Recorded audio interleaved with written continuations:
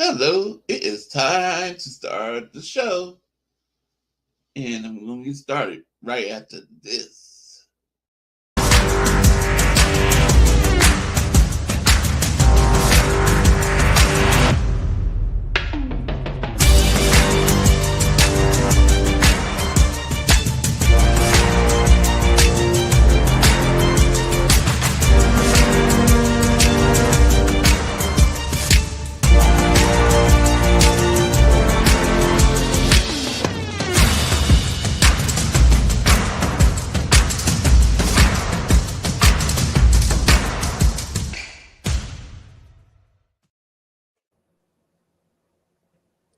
What's good, everybody? How we all doing tonight? I'll be on camera here in a minute. I'm getting all kinds of the link ain't working stuff. You know, I gotta get it. I forgot to put the letter. I needed to copy and paste it when I sent it to these guys on Instagram. It's just easier that way. So wait, what are we doing next week, next Wednesday? Because it won't. Oh wait, no. Well, what do you mean? It's the Pro Bowl, bro. It's the Pro Bowl this upcoming week. I mean, it's not like it matters. It's not like we're actually going to pick it. We're here to talk foosball and what our teams are doing in the off season. I actually you're here to talk season. I just secured my tickets to the combine for every single day, by the way. So stream it? You can go for free. You just have to download the NFL One Pass, register for the event, and then make sure you have it on you. It basically becomes your ticket for the draft and the combine. And it's also got like QR codes and stuff like that to participate in the events at the draft and combine. You know, who knows? I tweeted out at international hotel groups hoping they'll maybe give me a room for a promotional video, but we'll see. I'm trying to go to the combine in Indy, bro, and it's free. You just got to register on NFL One Pass to get your tickets. This is hilarious. It sounds. Hey, McNina, Mida says. When did you guys send that? Hey, oh, never mind. Hi, Corona. Thank you for trying. I got a hold of him. Okay. Tommy, if you can hear me, bro. There we go. Okay.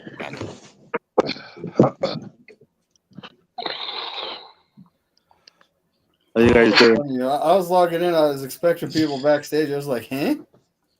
I want to give a special shout out now that we're live. Shout out to Lacey DaCosta again and all the people that I got another rejection, of course, from the Baltimore Ravens this year. No surprise, you know, we're realistic here. But I don't know, a lot of outgoing positive support from various Baltimore Raven people and people in the community, and it's just heartwarming. Were any? Oh wait. So you sent out your applications or not? I've sent out some, not all of them, and not every team does it the same. Is what the problem is, and then some teams it's harder to get like their address or email. Or the Ravens literally have their employment page. Send us all resumes. Like, you know, if you don't see something, just send us your resume in an email. So. Oh, dang. Right. Steve, where you at? You're never going to catch me. I also sent a position in for the Detroit Lions. I guess Tommy won, huh? Congrats, Tommy, yes. By the way. Yep, Tommy won. Well, he and David had they had the answers.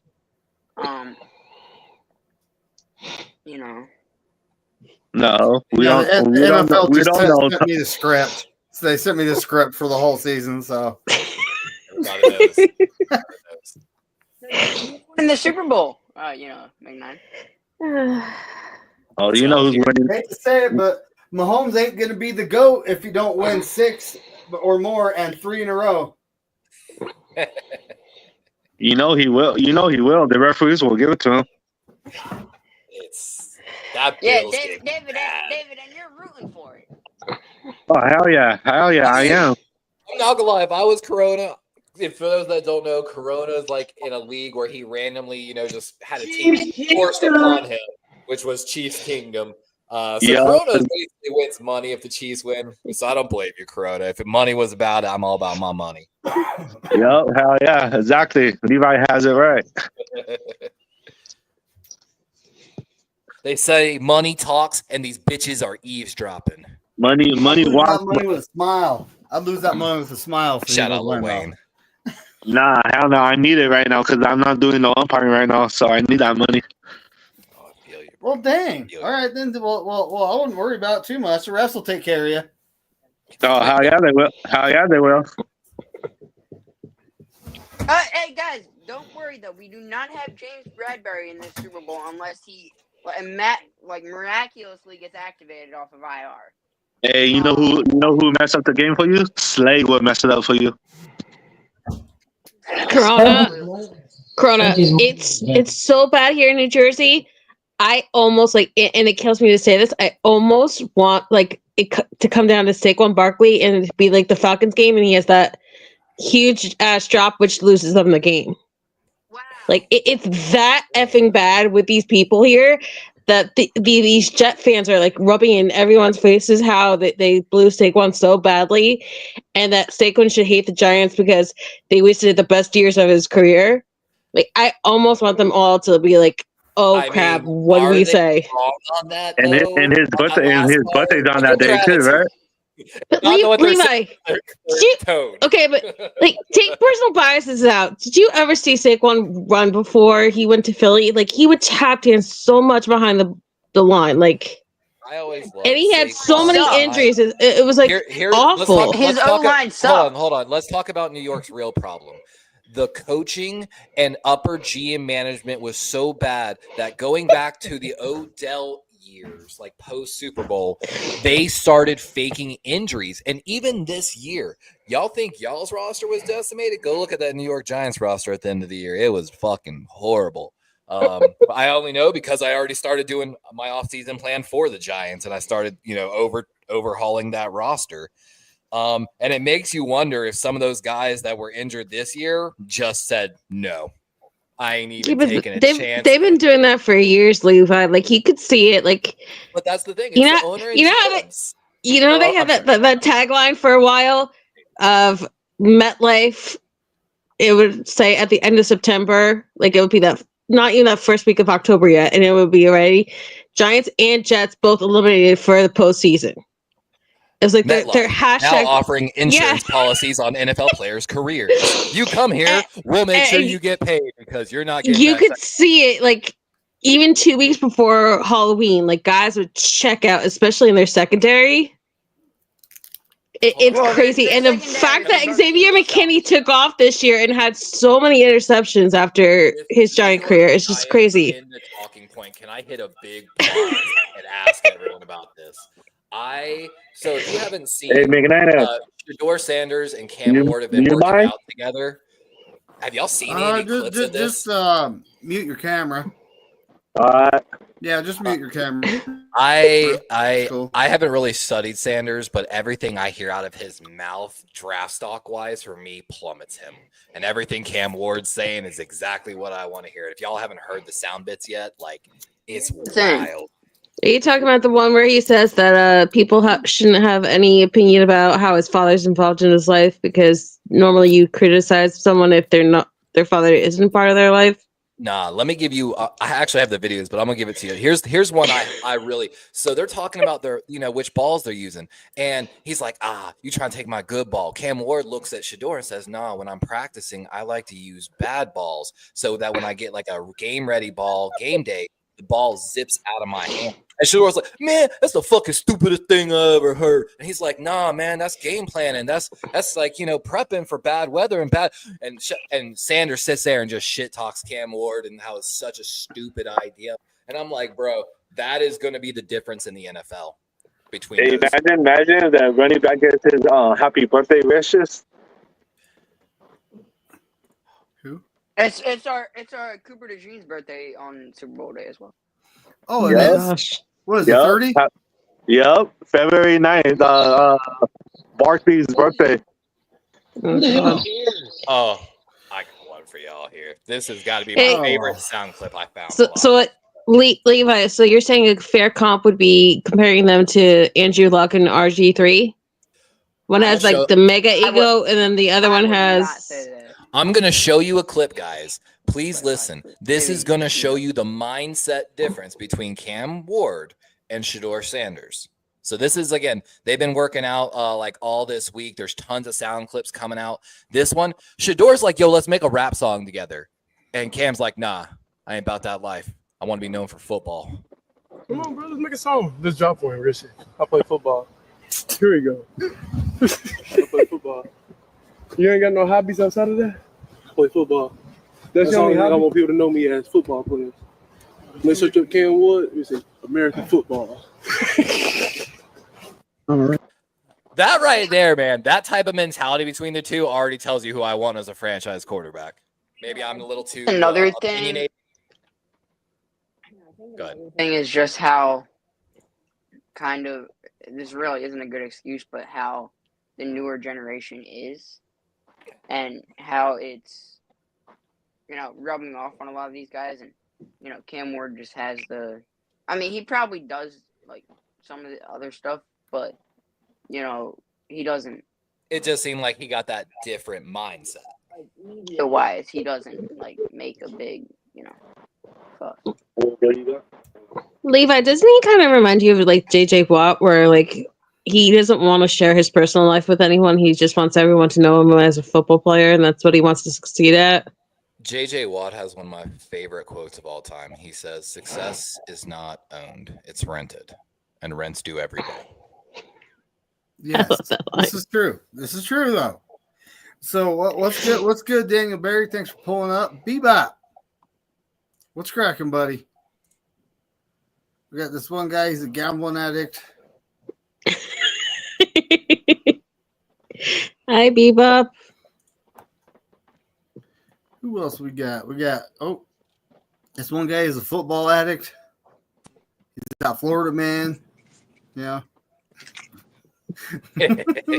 Welcome, Yeah, Levi. You gotta get to the Florida man. Buddy, you haven't said anything yet. You are here, right? Hey, McNana, I have to let you know. 3 days ago, my cousin's liver went out, so she passed away. Oh, that sucks, buddy. Yeah, I hear that, buddy. she was young too. She was up there like in Sacramento area, and Liver failure. That's painful, man. yeah, and man, I've had an uncle suffer from it, and it was too much cerveza. Let's be honest here. He was honest about it too, but he got by it. Mm-hmm. yeah. I think the same thing with her too, because her mom passed away on alcohol, and I guess my cousin was saying she was drinking a lot, so she passed away. She's gone. Oh, Very sorry for your loss, trying to Corona. figure out who we lost, but I Mhm. always forget. Poor Corona. Spongy's got that Eagles Wi-Fi. Corona. Yes, sir. So you and I have talked a lot, and I've told you this, and I want to share it with the panel. So in 2018, I was diagnosed with something called a non-alcoholic fatty liver. I don't drink alcohol. I don't smoke. I don't do nothing. Yeah. And I was very scared that I thought I was gonna not be around, and I changed my diet, and because of that, I don't eat processed food anymore. All I eat is like healthy food, because the liver is so to hear that story, buddy, like I said, it sucks. I've been there. I should be careful too, because I still take meds still, like narcos. I should be. I don't know, man. You gotta be careful, man. Yeah. So So I just want to let you guys know. we got the Pro Bowl coming up. They're going to be playing all these games. They don't really play a game anymore, though. They play flag football, folks. Like I actually said, what year was it they started that? Was it last year or 2023? I think it was about Last 2 or 3 years ago. Last year. I thought it was last year. I thought it was 2023. I could be wrong. 2 years ago, because you remember when Mac Hey, is Jones? that true? Oh, go ahead. My bad. Remember when Mac Jones was a Pro Bowler, and they started my that flagpole. God. And this year, instead of Mac Jones, it's Drake May. Hey, is that true? The 49ers picked up Joe Flacco? If so, good for y'all. What? The Niners picked up Joe Flacco? I don't know, buddy. I mean, when it comes down to it, it's that would be a move for after the league year. I was about to say, You know, I would it's doubt like- just because the league year, yeah. They didn't pick up Yeah. Flacco. I think someone. They're interested in him. Oh, that's good. Though. Okay.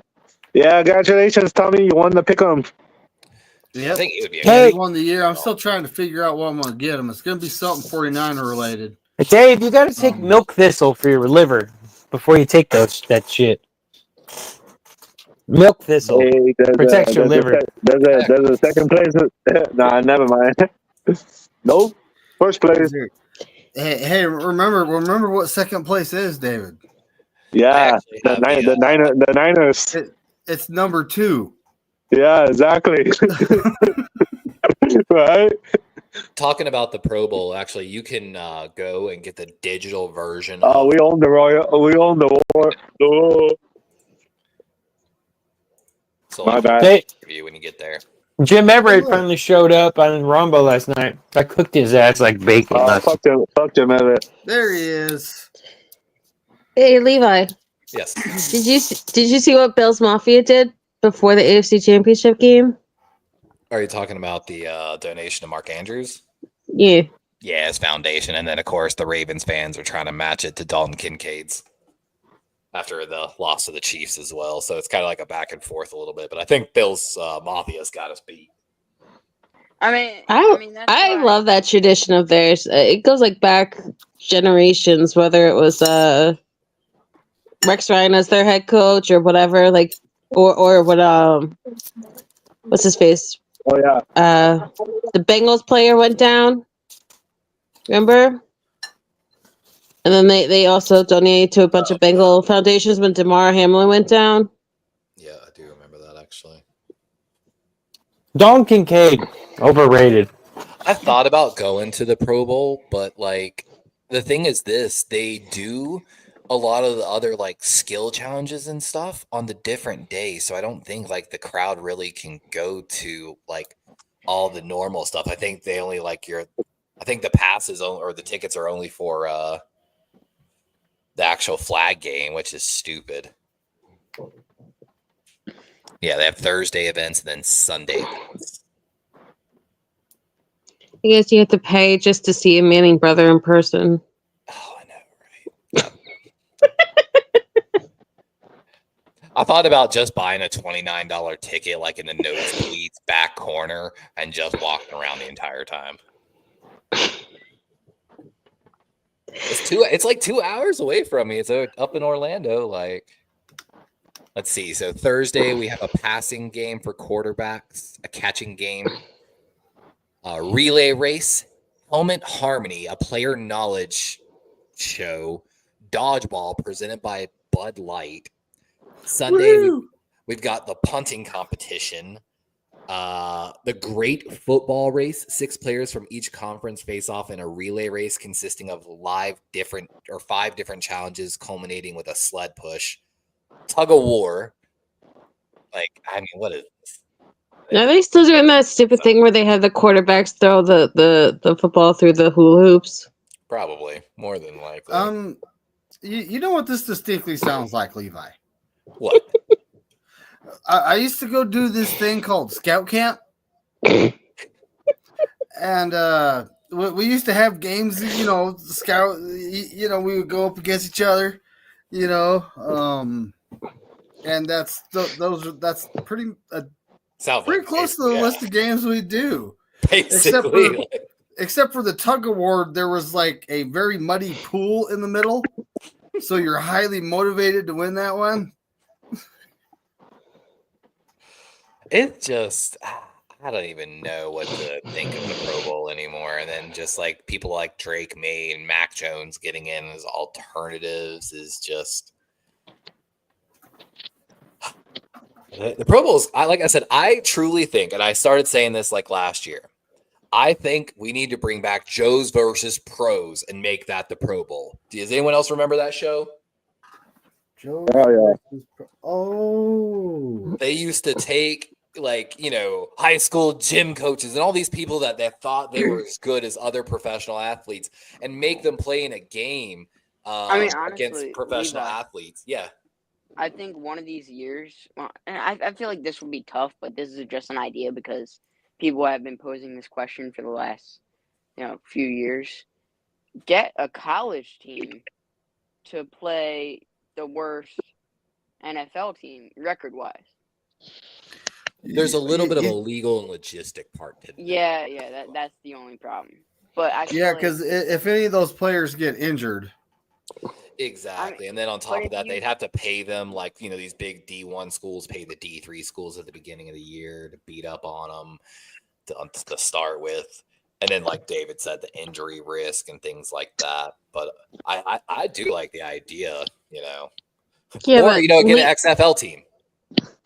But here's the thing, though, Levi. Like, you remember a couple of years ago, it was probably at the beginning of his career. You remember there was this thing where nobody was good at MetLife, so they gave Evan Ingram the Pro Bowl for a tight end. And they made him first team All Pro. Mm-hmm. And that shocked everybody. And that was like the 1 year, might have been 2020, when Tucker Kraft had his like magical year where he was actually healthy for the Packers and he was completely passed over. He was actually like every year there always is like that one person that makes you scratch your head like, are you just doing this because this guy was a first rounder, a name, or because you want to randomly throw in one person from one random team? And my argument for this, we had a guy in the flag football quarterback that said he was better than Patrick Mahomes. Put your money where your mouth is. We can make that happen on Pro Bowl day. They're already playing flag football. It's already in their realm. Make it happen, NFL. Patrick Mahomes wouldn't be able to be there because, he'd be in the But Super still, Bowl. Technically, if Lamar Jackson actually showed up, and didn't sub out, he would have been They able to play don't against want to play in Lamar. that stupid Pro Bowl. I wanted to watch Lamar. All the big guys, somebody put him out. all the big players, they don't want to play in that Pro Bowl. A lot of them would love to shut up people like me and, those flag football guys. Do you know how much they would relish that moment to be like, yeah, Darwin don't know shit. I would truck Darwin. I would truck him, leave him in the dust. So this is. I wish somebody would go to the Pro Bowl and truck Kyle Juszczyk. So this is. That would be my happy place. So. Players that get into the Pro Bowl or. All pro. So, Quinn Miners, I believe he's the right guard for the Broncos. He got a Pro Bowl invite to replace Chiefs guards, Tooney and Smith. And he said no. Because, he was already an All Pro. He should have been in over those two already. Salty. So shout out to him for doing that. I respect that. We're talking about kick rocks. By the way, David, I've got that clip of Shador in the bad football, good football. Yeah, sorry, I was spacing on a jet that was just flying over my house. We have a local airport. It's not a big one. So this is the clip I was telling y'all about where he's talking about using good footballs, bad footballs. And again, this is the type of stuff that for me would make all the difference as a GM. Try to let you use some good footballs, though. No, I like using the bad football, so that way when I get the game, so the good football, that's the dumbest thought ever. No, it's the stupidest thought ever. It's not. You practice in bad conditions, so the game, no matter what the condition is better. That's dumb. No, that. Yeah, it's dumb. It's logical. So why Tom Brady take care of his football is how he do? I'm trying. And of course, he's getting roasted in the comments section because everyone's like, yeah, they would actually throw buckets of water on the footballs in practice to get them ready and make it bad conditions. The kid knows nothing. He literally wants to quote Tom Brady's practices when he literally is falsely quoting practices, basically. But didn't he have Tom Brady as his mentor the first year that went to Colorado, though? I think so. Is the funny part about it. And that's probably why. That's why they're saying he's going to go to Vegas. It might be trying to tank his draft stock, Levi? Brady actually got a ruling from the NFL recently that even though he is a small, 10% owner of the Raiders now, and basically supposedly he's running everything in the building this offseason now, he's still allowed to keep his job as like a broadcaster, even though it's a clear conflict of interest. They're basically they're letting him do it. Did you see that? Did you see that they gave him another cease and desist letter right before the Super Bowl, saying that he's not allowed to call out the refs? I wouldn't be surprised. So Levi, think about this. So you know how there was this rumor going on that every Sunday Shador would, after the Raiders lost, Shador would tweet something. Forget what it was to the extent, but like thanking people. I think he thanked God. But I think. Oh yeah, every time after the Raiders lost. Yeah, after the Raiders lost. Yep. And he showed up to one of the bowl games in Giants colored cleats. Oh yeah, dude, he was playing catch with Malik Neighbors at the Heisman presentation in New York. They were in the street of New York playing catch together. I think. Well, I don't think he cares what team he's on, but I think he wants to be a Raider. I would agree with that. I think what he's doing now is him trying his best to tank his draft stock because the Raiders, they don't have many pieces to trade and they have like the 6th pick. Yeah, but here's what came out and said he would step in if the wrong team took. But still, a team. Well, honestly, I'm really excited to see how this shakes out. This is going to be a fun draft. But here's the crazy part, though. If you think about it, number 1 is the Titans, right? Number 2 is the Browns. Mm-hmm. Number 3 is the Giants, and I highly doubt that they ever go Shador Sanders, but it's still possible. No, they're dumb. They're dumb. They would. I mean, yeah, they kept the GM from last year. Spongy. Yeah.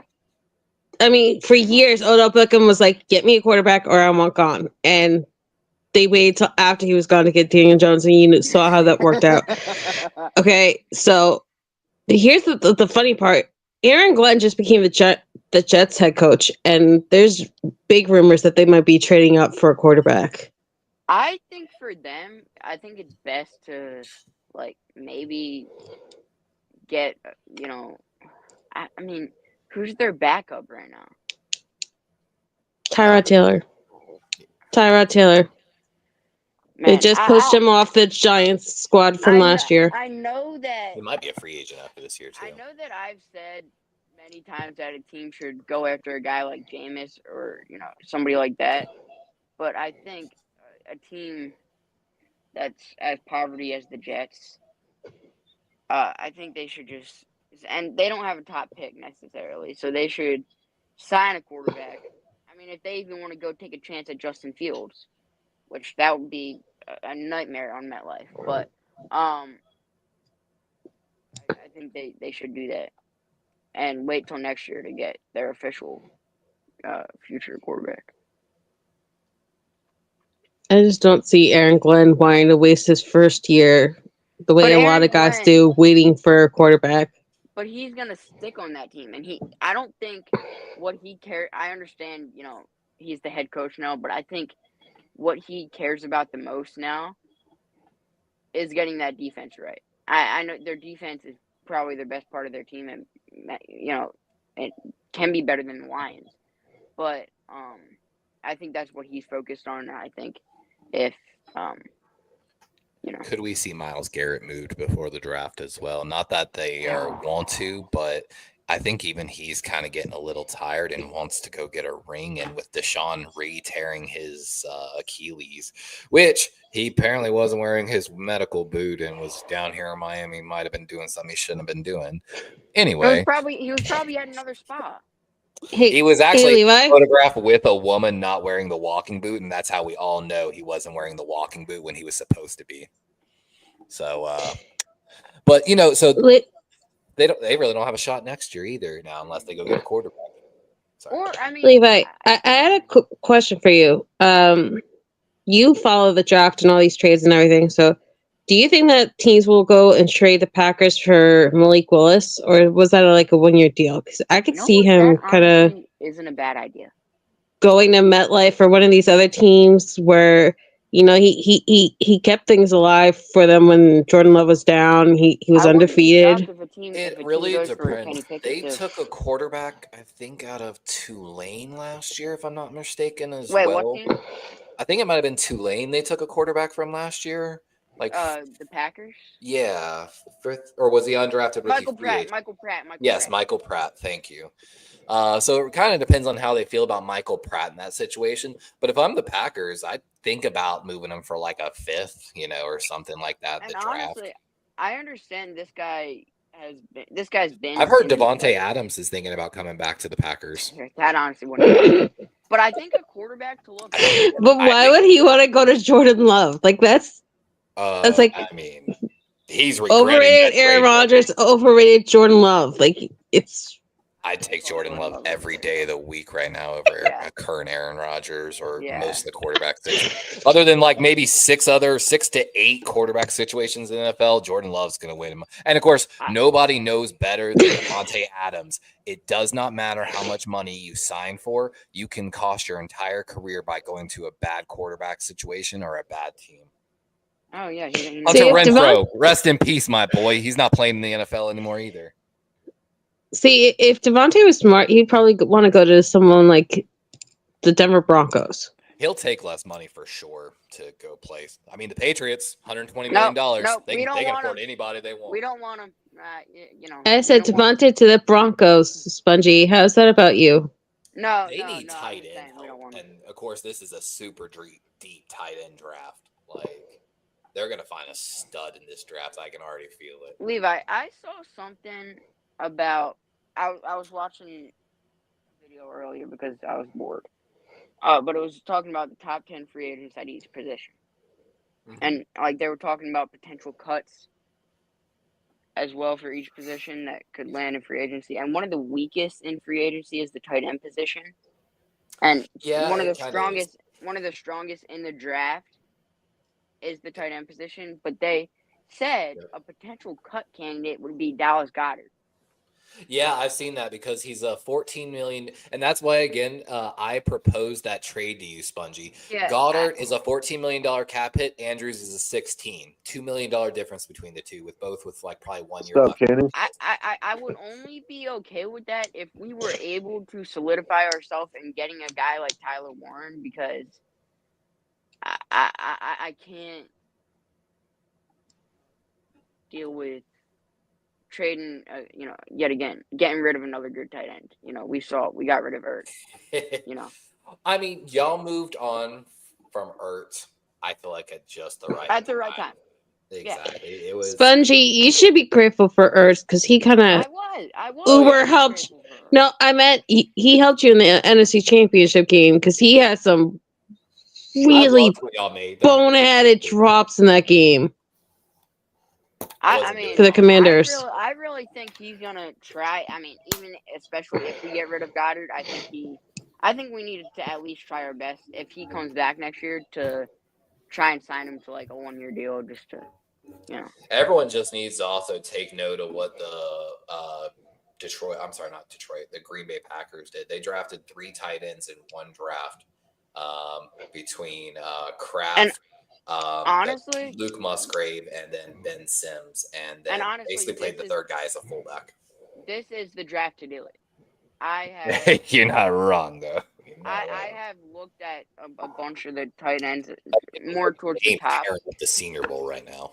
Wait, is it from Notre Dame? No. Where's the tight end from that's tearing up people right now at the Pro Bowl? I think it is Notre Dame. Oh, but I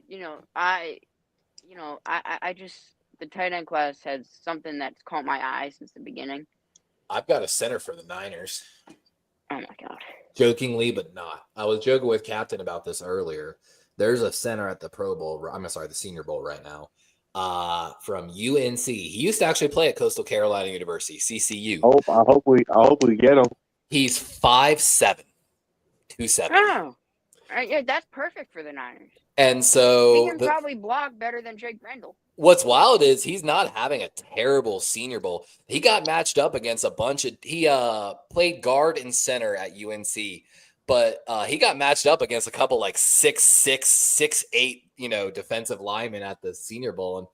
And, just because he's so damn low, it's hard to get underneath of him, So he's playing better at center. And there's a recent example of this. I think his name's Aaron Brewer, the center for the Miami Dolphins. Yeah.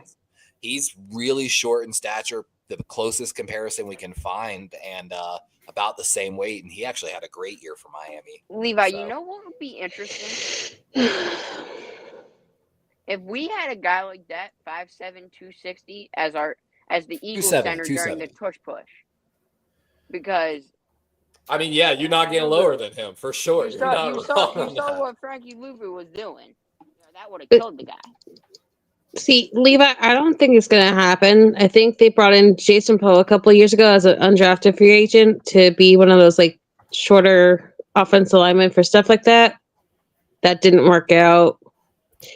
And then they got Kingston last year, and then they tried to be all cute and try to stick him on their practice squad, and then he got poached by Carolina. Oh yeah, we did. It's just the thing with the Niners is like they know that offensive line needs to happen, and yet they refuse to move on from Colt McKivitz and Jake Brendel, and now maybe Aaron Banks sets up for his deal this year.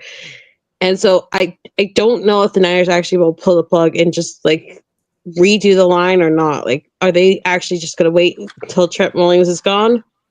Like, it's crazy right now. Levi, I do want to. I want to talk to you about this before we, start doing the mock drafts and all like next week. Oh, yeah, it's like a couple days.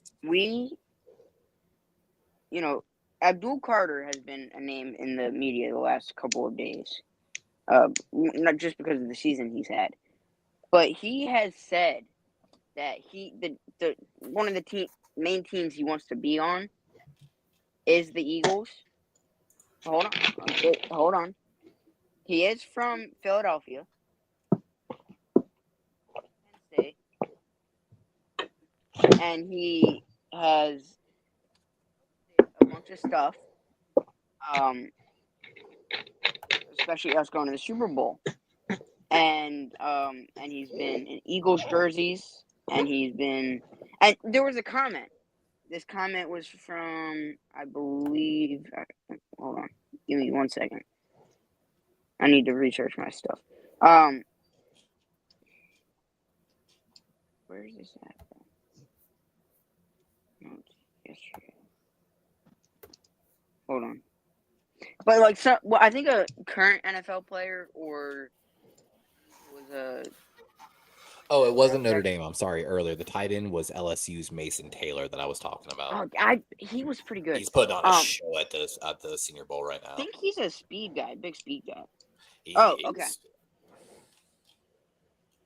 Abdul Carter liked a comment recently from Caden Wallace, the tackle from the Patriots. Oh boy, the guy's fine. I'll be back, Caden said in his comment section on a post about the Eagles Super Bowl of him in Eagles gear and all that stuff. He said, Caden Wallace said, run a little slow at the combine and you'll be with them boys in a few months. And he liked that message. He liked that comment. So people are speculating now that he's going to do that.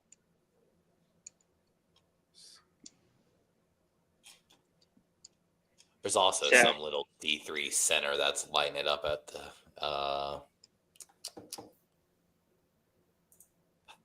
Who is this kid? Yeah, Thomas Perry. That's who it is. So he's from Connecticut. What school is he at right now? D3 Middlebury in Vermont. Yeah, he's looking really good at the Senior Bowl right now. He's honestly draft him. Eagles draft him. We always need linemen. Actually, I got another clip because we have way too much time on our hands all the time. This is one of his reps. Actually, I'm actually doing a mock draft right now on another tab, folks. Just so you know. I already did mine. So he's D3, tiny school. This is actually against a Georgia defensive lineman, and I just want you there's a lot of mixed opinion about, the rep, but I think it shows a lot of great footwork and fast hands. And just watch him work back and forth with this guy.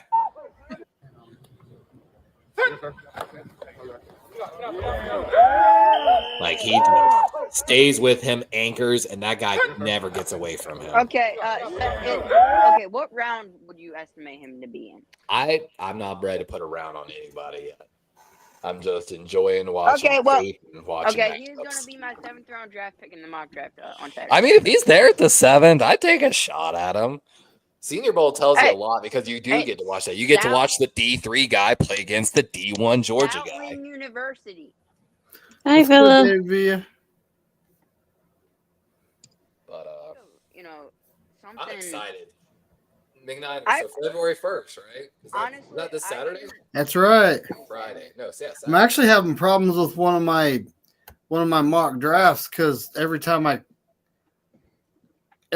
click on it, it brings up this stupid Xfinity rewards thing. It's like, dude, go and it won't let you X out of it without totally closing the tab. Yeah. So I got to figure that out. I'm gonna do another mock draft real quick. It's like a scam. What website do you use? Well, this one's NFL Draft Buzz. I'm actually using just the mock draft database right now, just to see if it'll come up.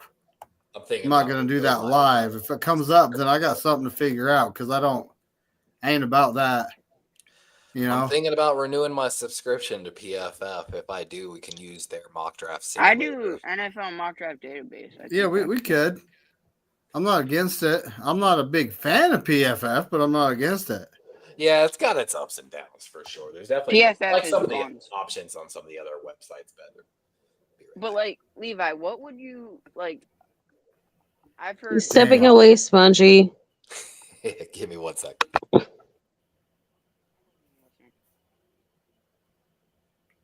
Try to click out of the ad, and it freaking takes me to the. I am picking the Chiefs to win the Super Bowl.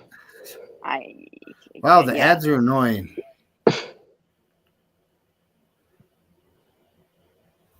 Well, so far it hasn't. Yeah, so far it hasn't actually done it.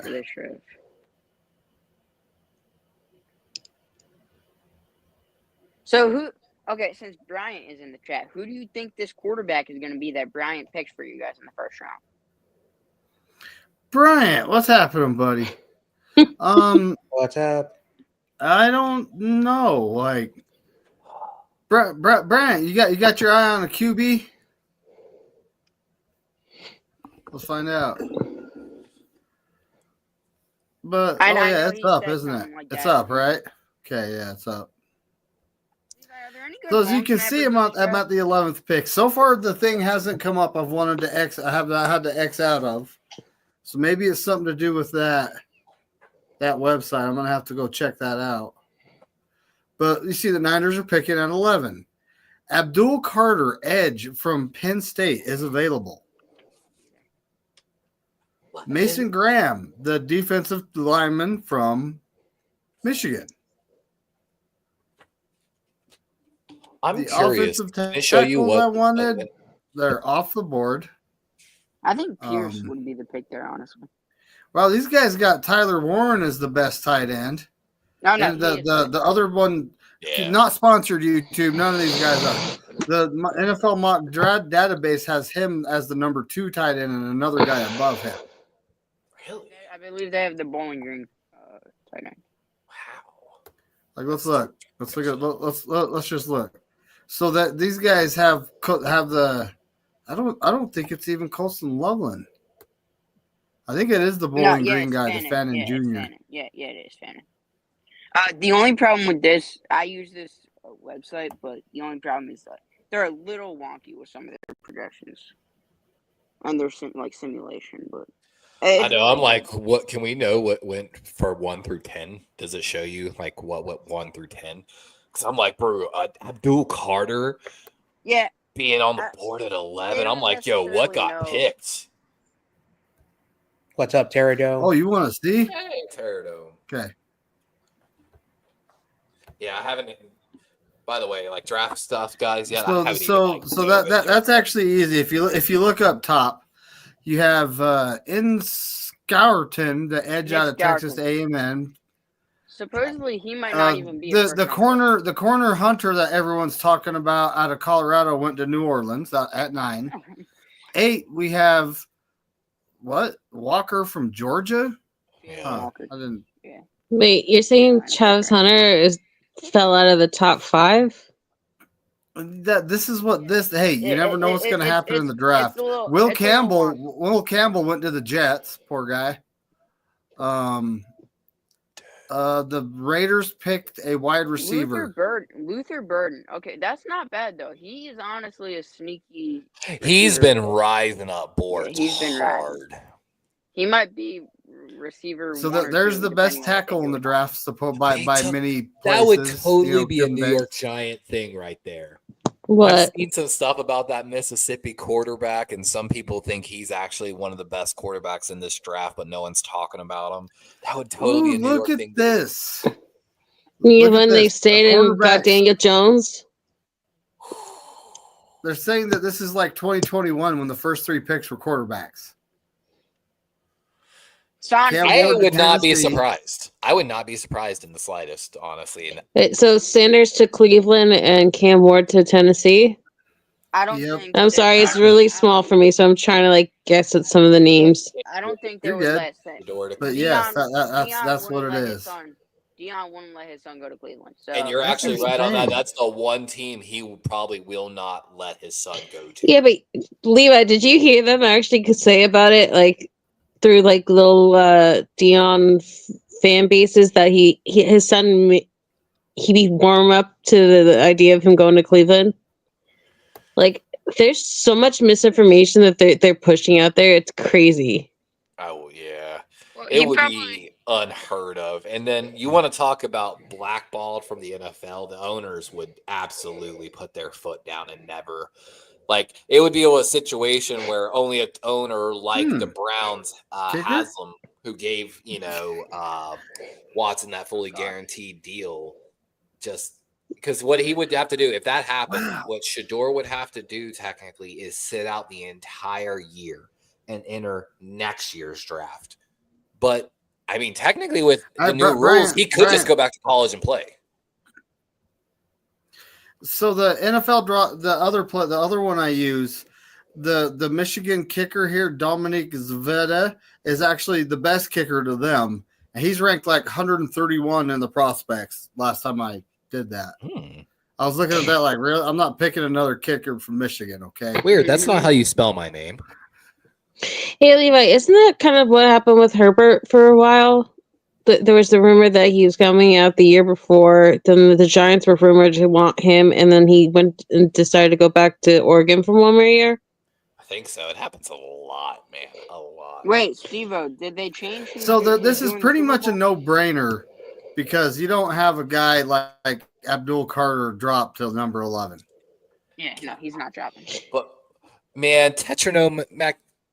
But you got generational talent there at 11. That's fucking wild. Every team under the sun is going to be calling y'all for that 11th pick. Oh yeah, especially the Eagles. Every team, bro.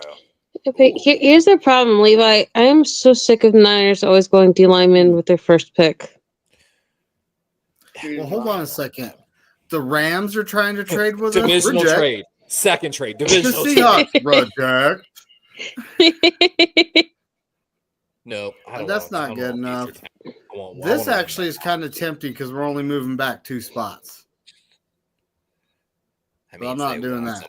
Really bad. Dang, look, another edge. Love that kid. He's gone first round. Speaking of, how does everyone feel about the rumor about Saleh maybe going and trying to fight for DeForest Buckner to come back to the Niners? He's only got a few years left. Steve-O, draft a center. All right, Steve-O, let's see. Find that center from UNC that Levi's talking You know, about. the crazy part, though, is, Levi, if I could choose somebody from the AFC to bring back, I would want DJ Jones back. Grades of Bell's supposedly. The best, one of the better centers in the draft is right there, Jake Majors, from what I've heard. at 149. So that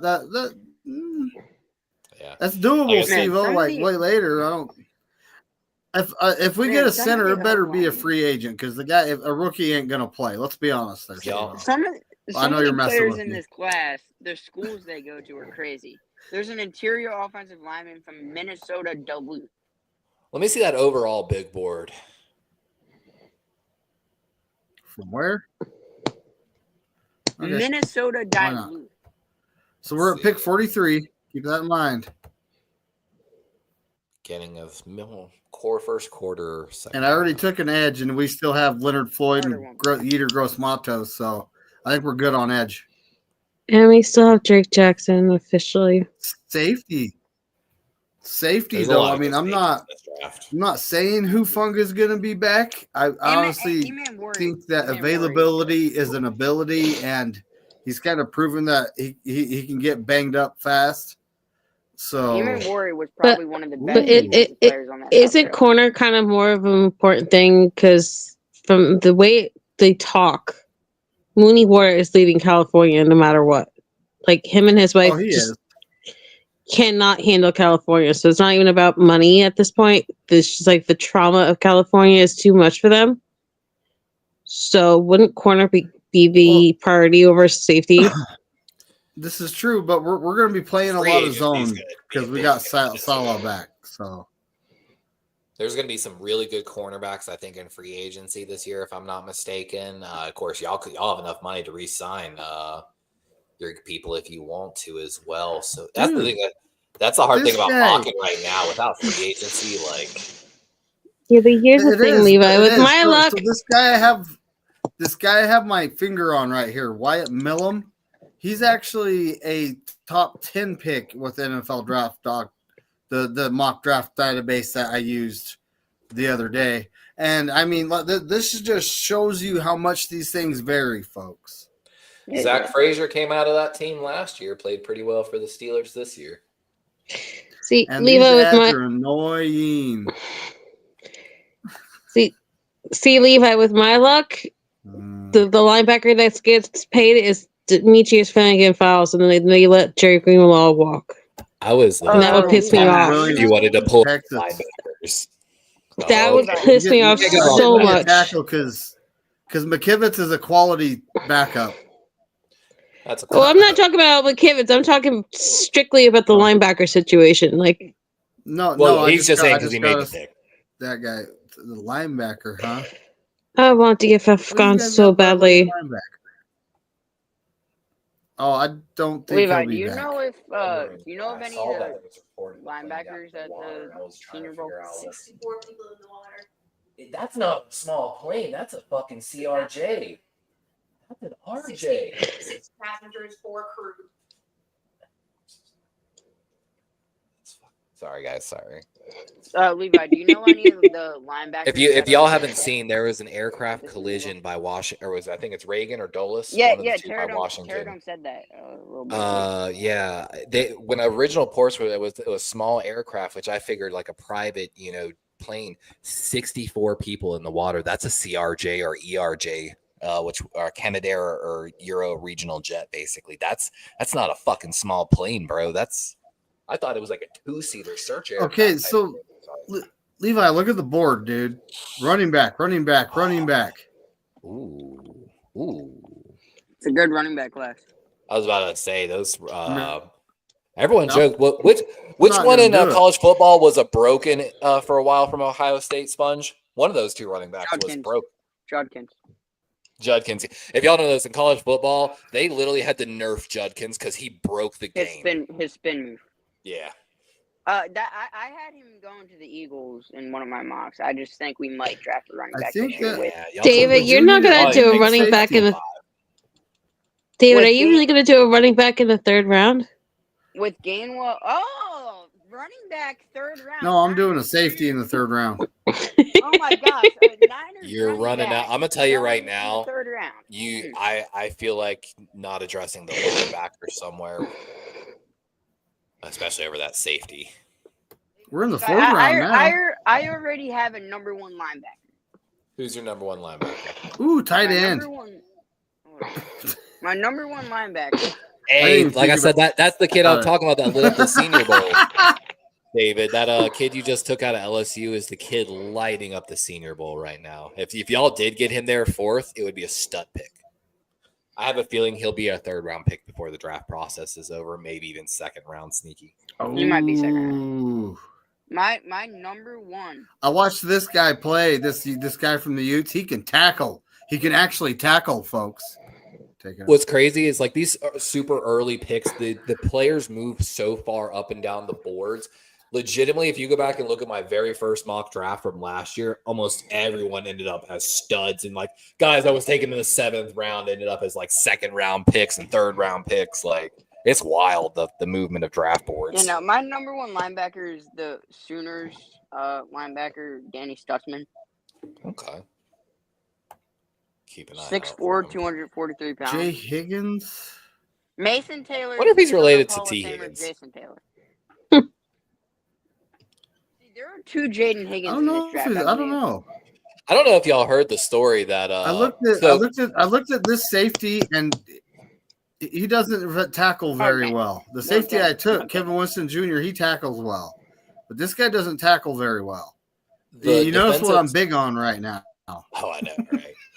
The defensive tackle that's now on the Eagles, Byron Young, supposedly draft story leaked that when the Raiders drafted him, they drafted the wrong Byron Young. They wanted the one that went to tennis or to the LA Rams, which I liked. There's a Rutgers guy right there. Take him. He's good. He goes to Rutgers. You know? Actually, he's actually having a good Senior Bowl too, if I'm not mistaken. Who? Wait, who? One of the Rutgers guys. Olin Pierce.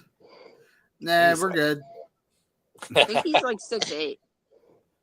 Hey Levi, are you ready for Hollywood to get a ring? Alumni here though. The linebacker. He gave me a B plus. I got Not corner. very happy with my pick. Corner. Hey, Ooh, I got back to back. hey McMahon, are we picking the teams or what's going on? Well, right now I was just messing around, seeing if it worked, and it did. Oh, because hell yeah. the other one, like I'm gonna play with it. Well, I wonder if I can. By the way, I can always open another tab. For the draft show on Saturday, are we all like picking teams, or how are you going to do the Dude, first you can pick for your team if you want. I figured that much. I wasn't sure if we could also do like draft war room style. We could go through scouting reports and everything as we're going. Who is well, just like in a normal draft room, man, everyone's banging. So you might have the director of college scouting, and fun fact, by the way, there's a thing called the John Harbaugh Academy you can go and register for. It's a little awkward now because they've got all these videos of like, inside the interview process, or, how do you, as a new defensive coordinator, get yourself ready for play calling, stuff and all this stuff, like running through drills, all this. But the crazy thing is, like, a lot of it was filmed from Jim Harbaugh when he was at Michigan. Like, it's got the Michigan athletic trainers in it and stuff. Like, a lot of it is like Denard Wilson, who's not on the Ravens staff anymore. It's like a little awkward, but it's a fun thing to go watch in a sense. 6'3", 210. But yeah, Melissa might be your scout from the northern section, head scout of Northern. And she might be banging her table for that guy from Maine. 450. Then you got your Southern guy who's telling you about that kid from FGCU. Get on the football team. Yeah. Well, so I ended up taking 2 linebackers in a row there. If you didn't notice, we're kind of our depth, our not having depth kind of showed up. So we'll have Tatum Bethune, we'll have D Winters, might have the guy that got injured mid-season. I don't know how catastrophic that knee injury is, though.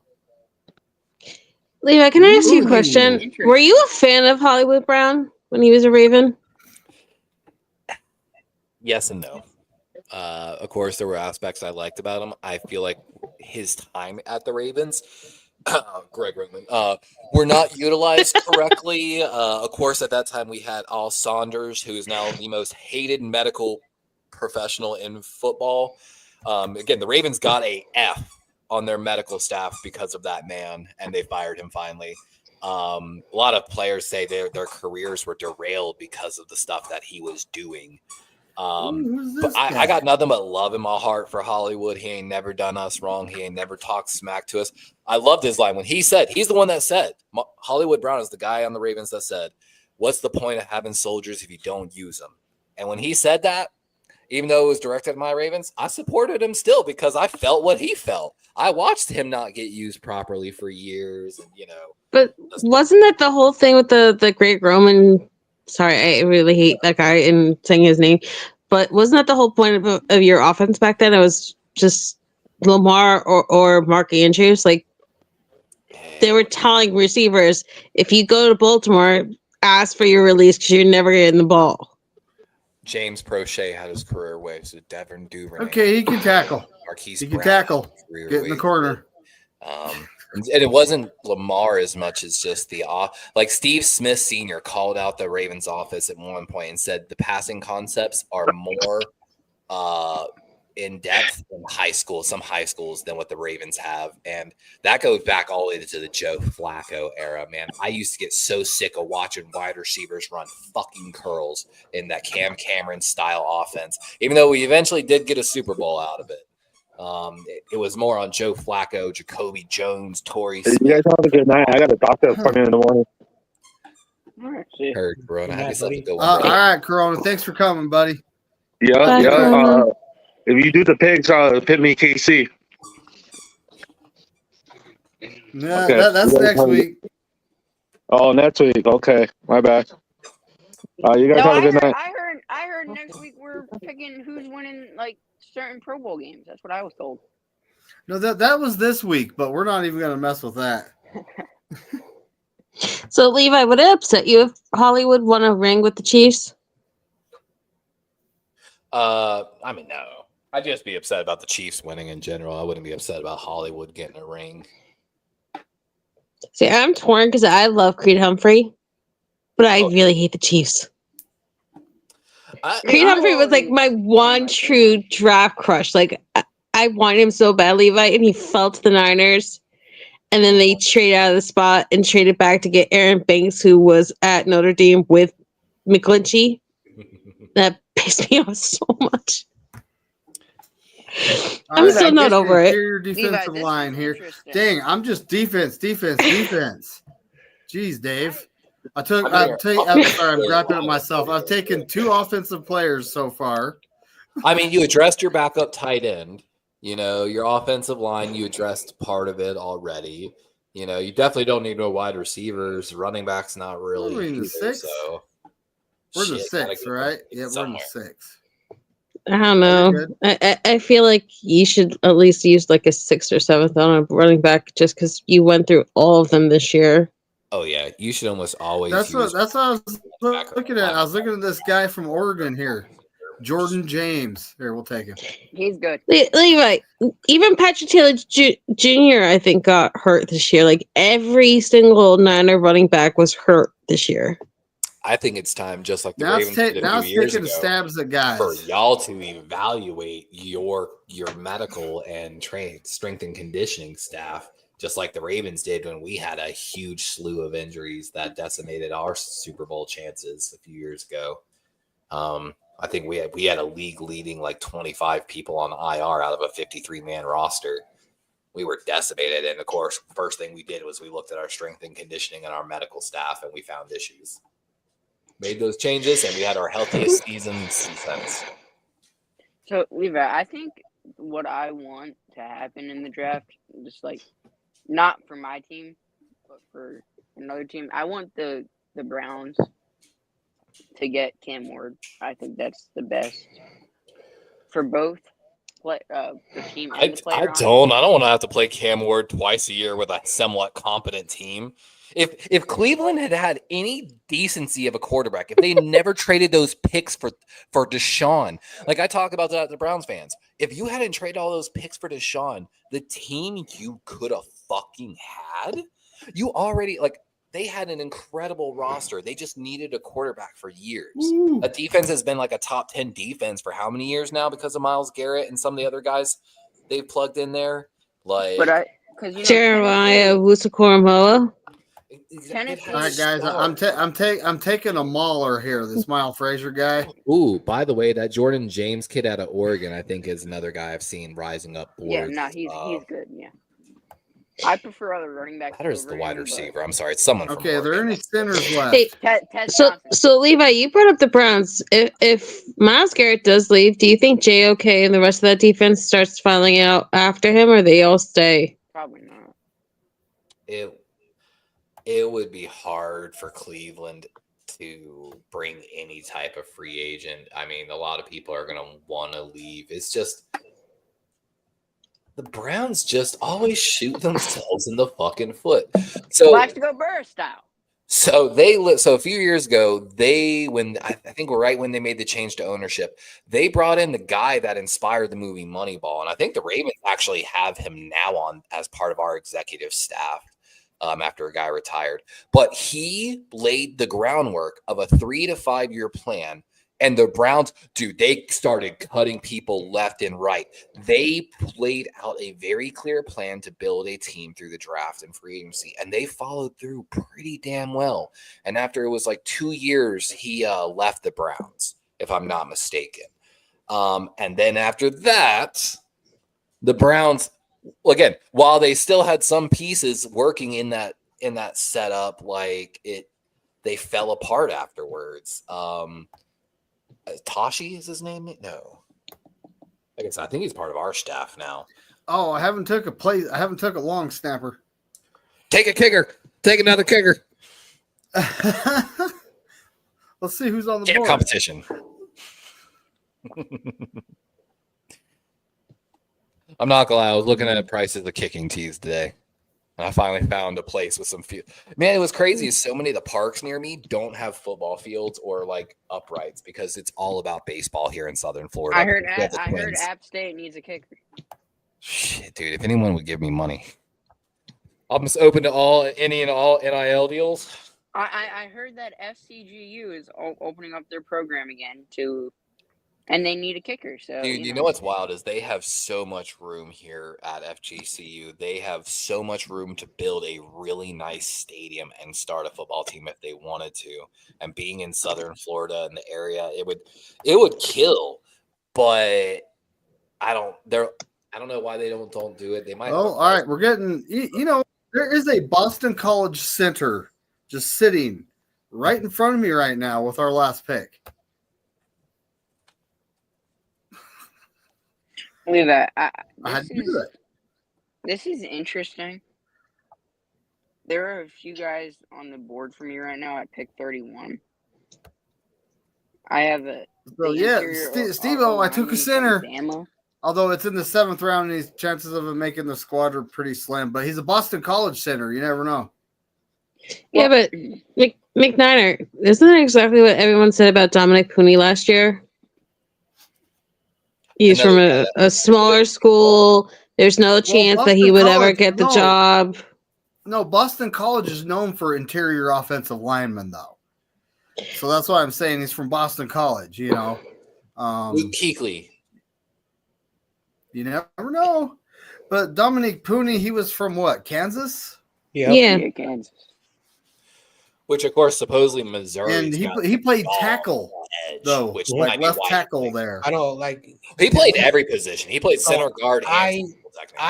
He was one of my draft crush. Like everyone uses that term. And by the way, he was one of the guys at the Senior Bowl that he played on the side of Trent Williams when he was in college, and he did a really good job in Kansas. Kansas is not known for a great football program. That is correct. But for whatever the reason, our coach said, "You know what? Let's put him as a guard." But anyway. Well, I don't know where y'all got the information, but his snap count is the highest at left guard at Kansas. He played left tackle, center, and left guard. So when everyone was like the thing, I'm like, his majority of his snaps and his highest grades were at left guard. It made all the sense to move him to guard, despite like the whole. But they put him on the right side. Yeah, at guard it doesn't matter as much as tackle about the footwork. But Pooney was one of those guys who I really liked, and. So the fact that he was there that late in the 3rd round was a fucking steal for y'all. I never expected. I actually mock drafted him a couple times. Oh yeah, he was over the the number course of one the. third round guy on my draft special. He was a Senior Bowl standout. Like again, the fact that he was there and any offensive lineman that can succeed at multiple positions shows me something. Case in point, Buke Slimmer starting over there for the LA Rams played every single position on the offensive line, and it's what got him on my draft special. Levi, would it be dumb to trade up for a running back in the draft for my team? I mean, kind of. How long Saquon's deal for? And you have Yeah, Will I think he has Shipley and 3 more. Kenneth Gainwell. Well, potentially. Gainwell's a free agent. He's leaving. Nah, you took Will Shipley, what, third round last year? No, he was, I believe, a Fourth. 5th round guy. Okay, fifth round. Wait, Oh. what round are you thinking about trading up for? Because I'm thinking of going 3rd into like late 2nd. Depends. At right player, right place, right price. I was gonna go for Judkins. At least like, I was about to say, at least in like third round, 'Cause the both price to trade up at drops pick- significantly. At pick 82 here, both Ohio State running backs are available. Like, if I remember correctly, based off draft charts, I want to say third round around your area, pick value is probably between like 80 and 50 points. So, case in point, trading up a 5-point value is essentially maybe like a 6th round pick. So, I mean, yeah, trading up 6th round to get a guy that you truly believe in all day, every day. If you truly believe in that player and you hear rumors that he's about to go.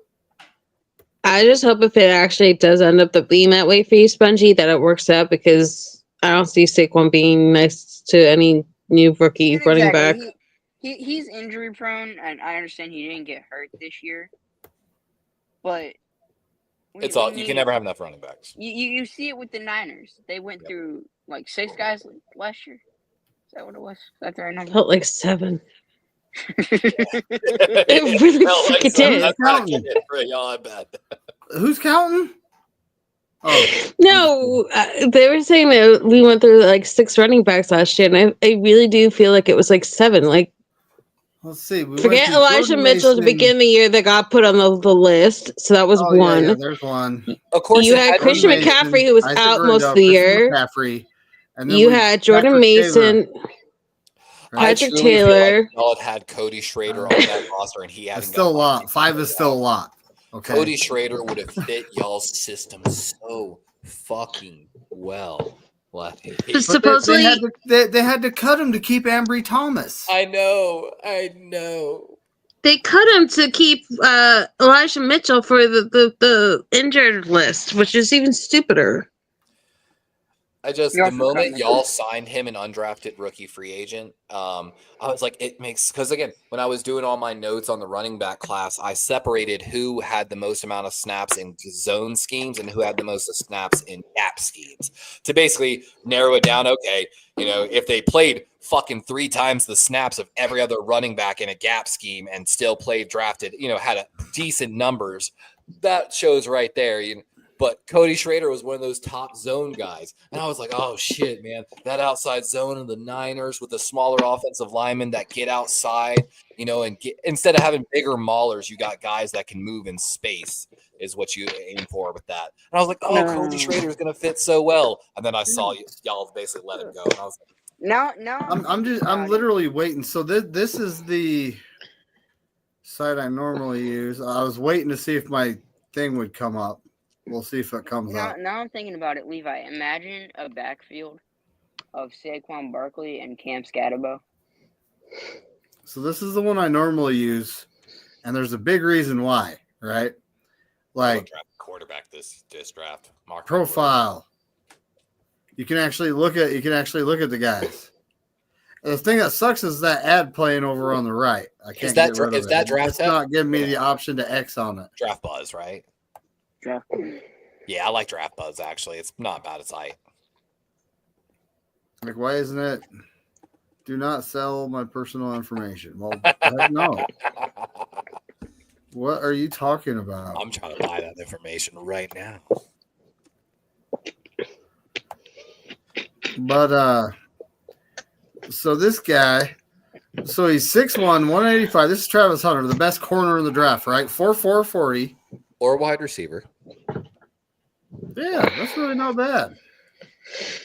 Yeah, I like how they try to even project their numbers.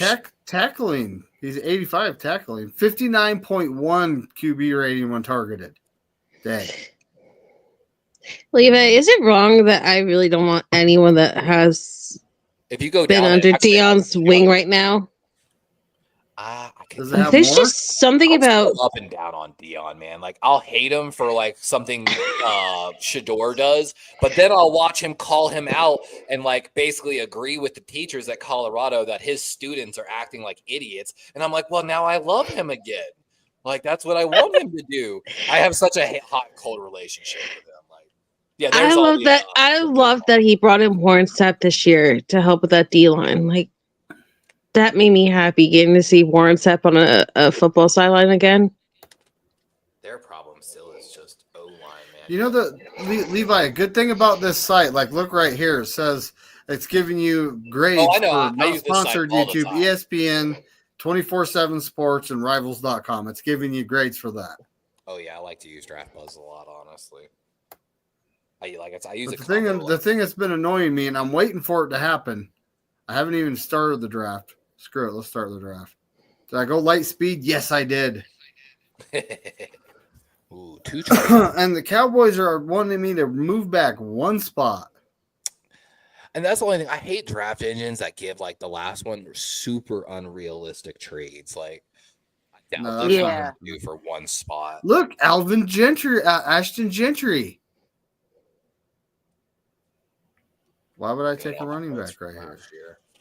So Levi, I And think this is something where that- this one's like different, right? So let's go D lineman. So Levi, You got in this Graham draft Nolan, class- Sawyer. Sawyer is a defensive end / edge here, so either one. Grant Saunders. A guy I actually like is a ways down, I think. Where is he? Are you serious? He's down that So, far? He's ranked 69. There's this one guy in the draft that I think the Eagles are gonna go out and just try their hardest to get. It's a receiver from TCU whose brother was killed in the New Orleans attack. Oh, really? And he's at the Senior Bowl right now, but his brother didn't make it. Former Princeton receiver. But I think he was a big Eagles fan. And somebody who did make it out of the attack, this guy's best friend, the kid who died, his best friend, and the guy's sister was at the Eagles game, and they were meeting all the players and stuff. The last game, I believe. So I think we're gonna go out and try and. All right, so remember I was saying the difference. So these guys have Tennessee, instead of taking a quarterback, taking Wyatt Millum, that guy that was ranked like a third rounder by the other one at the first overall pick. That's gotta be like. But didn't they say that about I think it's related to the fact that we're drafting at 11. I think because the top 3 offensive tackles are off the board. But didn't they say something like that when Walker went first overall to Jacksonville a couple of years ago? Like sometimes people just weirdly reach for somebody. Well, I mean, Walker was considered. This guy is supposedly one of the better defensive tackles, and he's 6'3", 320. He is considered a star. Run defense, though. Look at that run defense. If I remember something 100? I saw about him, he's considered one of the cleanest guys. Like, he's not going to be a bust, basically. He's got a very high floor, if I'm not mistaken. So, Spongy, I have an interesting question for you. Since you said you wanted to trade up, are you and the Cowboys going to do another trade? Ooh, the Eagles want to trade us. Who? No, but Leah, you remember that? It was a couple of years ago. They were all in a row. You remember it was the Cowboys, the Giants, then it was the Niners pick, and then it was Philadelphia Remember? And then that was, I think, the draft. The Niners traded up for Lance, so that it went to Miami. You remember Philly and Cowboys switched, and they got Michael Parsons, and Philly sniped Devontae Smith away from the Giants. Yeah. Sorry. So look at this. 3 trade offers. It starts with the Eagles. And Spongy, I have to show you this. Pick 31 in round 2. So this mock draft this mock draft has you losing the Super Bowl. That's rough. I mean, is it like a foregone conclusion? There it is. There's what I'm talking about. Bro, yeah, it's a scam. You see that screen? Yeah, dude. See, that's what ESPN was doing me to one day. It's certain sites. And there's no way to X out of the screen. Dude, that's... I'm like, what is up with that? Yeah, you need to make sure in your browser extensions that you also, 1, in the extensions don't have anything, and then 2, you need to make sure that if anything ever tries to download, that it has to ask you for a request, because I'm telling you, shit like that will force downloads that then, like, if depending on your browser, like if you're using Edge doesn't let you know that shit gets downloaded as much as like Chrome does. Then you got to worry about. Well, I could try using Edge. I mean, do you think if I use No, a different no, browser that wouldn't come up? No, it's probably the website. ESPN got hacked like that a while ago and had that same issue, actually. Like, I was on ESPN Gamecast and that was happening, but it wasn't happening on any other website. It has to do with the security. But yeah, so you saw my concern. That's my favorite mock draft right Dude, there. That rough. is my favorite one. And like I said, even ESPN's been hacked like that before. So it's honestly, it might disappear in a few days. So hopefully. Well, I'm hoping it does, because we have like what, Saturday night's the first mock draft, episode 1. You know.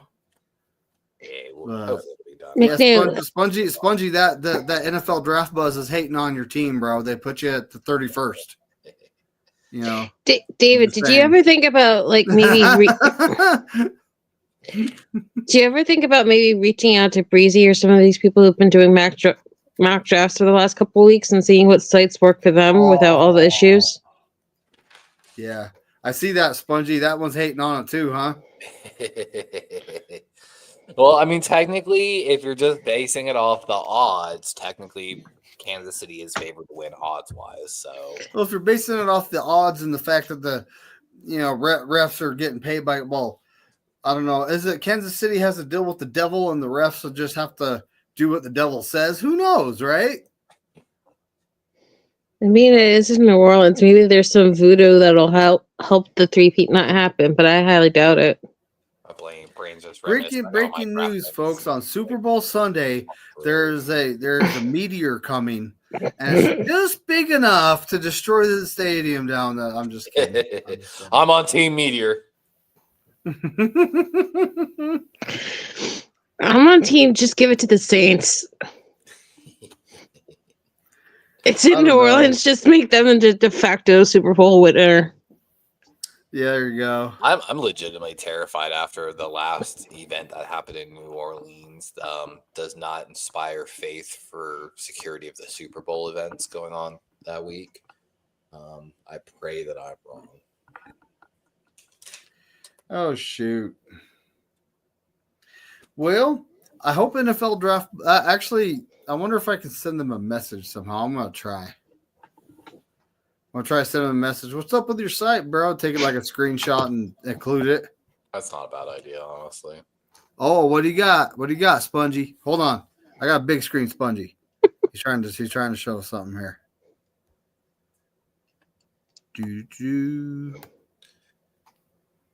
All right, you have 2 trade offers. Oh, we're offering you a trade. That's funny. 5th and a 6th for next year. The Cowboys? That's what I'm saying, divisional opponents. You can't trade in your division, Spongy. That's not right.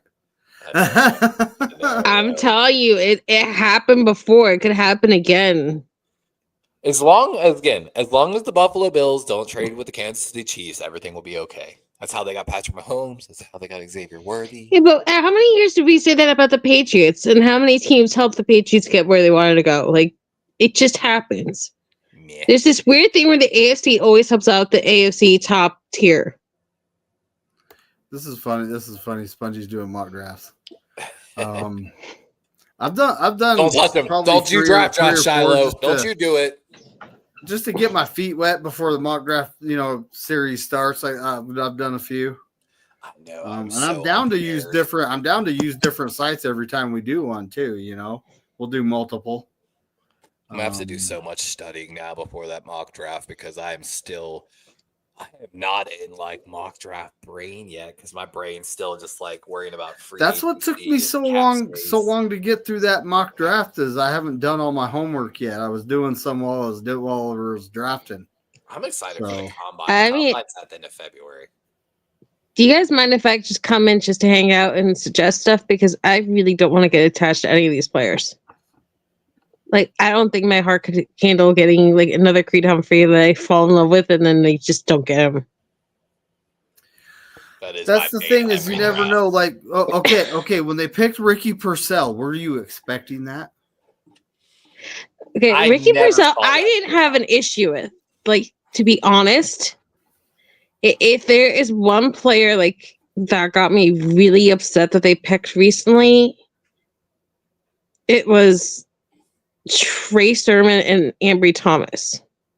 Like, I almost want to like wipe out Michigan altogether. No more Michigan players. No more Bama players. Nobody from two in the third. Really. Nobody from Penn State because I have my major issues with Penn State. Like, just like stay away from those three schools. Hey, wasn't Navarro Bowman Penn State? Yes, and Tommy Huxley's most hated player is also from Penn State. It was just, I had a fifth grade. He hates Jair Brown. Third, that broke my heart for y'all. Jair Brown. Jair Brown wasn't a terrible pick. He was a really high rising safety in that draft. Like, well, he had a sophomore slump. I mean, we'll see what happens next year. It's hard. He's got to make the team too. Okay, but I'm telling you, I heard his interview when he was sitting there with Lenore. And Lenore's been through this way more than Jair Brown was, but there was something off about that defense all along last year. There was no heart, there was no fire, there was no soul. The second that Greenlaw got hurt in the Super Bowl, it was so blasé, and you heard it every week for like the first 2 months. Oh, the Niners are so used to this. We're going to be in the playoffs. No problem. We're going to be on a deep playoff push. No problem. They were like so blasé about it. It was just like, it's like crazy to me that Drake Greenlaw was like, I've always said he's the heart and soul of their defense, but it was just like so crazy how they just didn't give a damn. Like, I haven't seen a Niner defense be like that since Chip Kelly. It wasn't only Dre Greenlaw being out, though. I know it's not, but the crazy part is last year, our offense was producing. They were getting the red zone. They would score more touchdowns than kick field goals. This year, last season, they were kicking a lot of field goals, not getting it done. So that's another factor. And then, missing Dre Greenlaw. It also felt like they were trying to prove that Jake Moody could get over his slump. Like, they were trying to, like, absolutely push, like, this was not a wasted pick. Dude, he lost his confidence. I honestly think he lost his confidence and was overthinking because, we got another one. But, yeah, he lost his confidence and was overthinking. And the reason I say that is when he would miss Thomas Perry, huh? Yeah, that's the offensive lineman who's having a really good Senior Bowl as well. Real small town kind of guy. But he lost his confidence. But when he would kick and it would go slightly to the right, the next kick would miss to the left. So, in the NFL, when you're a kicker or even a quarterback, you have to have short-term memory loss. You have to forget that throw you just made that got picks because you have to have the confidence to make a tight window throw. Kicker, you got to have the confidence to hit that kick and forget the kick yet you just freaking missed. But he was in his own head, is what I'm saying. Will they move off with him? There's reports saying they're going to, but I haven't seen anything official comments from the team. And when it comes down to it, you just bring in an NFL veteran. You have him compete with them, and the veteran probably beats him out if he's still doing what he did, right? But we had two vets this year, and they got rid of both of them. They got rid of Wright, spelled with a W, and I'm blanking on the other kicker they had in. Because there was those back-to-back games, they both got hurt on special team plays. Oh yeah, trying to make tackles. Okay, that brings up another subject. Two guys that got cut for when we're trimming it down to the 53 that hurt our special teams big time. Can you name them? Oren Burks, who's now in Philadelphia killing people. Well, he wasn't a cut. He signed with them. Yeah. But yeah, he wasn't a cut. He was a free agent, though. I'm talking guys that got cut on cut down day. Sammy Womack and Danny Gray. Our gunners. They cut our gunners.